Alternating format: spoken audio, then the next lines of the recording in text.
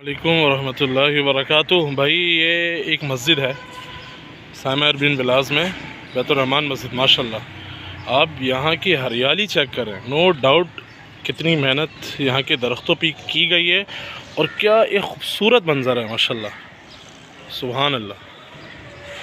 ज़रा ये आप चेक कीजिए, सुभान अल्लाह। कितनी बेहतरीन तरीके से यहाँ जब भी कहा जाता है कि भाई दरख्तों को लगाइए, अपने इलाके को, अपने मुल्क को, अपने शहर को खूबसूरत बनाइए। दरख्तों से खूबसूरती है,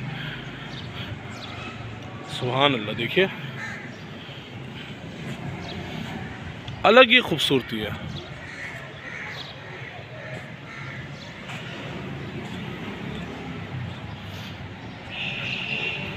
अलग ही नज़ारा इस गार्डन का माशाल्लाह। तो भाई इसी तरह हमें भी अपने अपनी जो क्यारियाँ हैं, घर हैं, मुख्तलिफ़ जगह मकामात हैं, वहाँ दरख्त लगाने चाहिए और जो ज़िम्मेदारी उठा सके उसको तरग़ीब दिलानी चाहिए।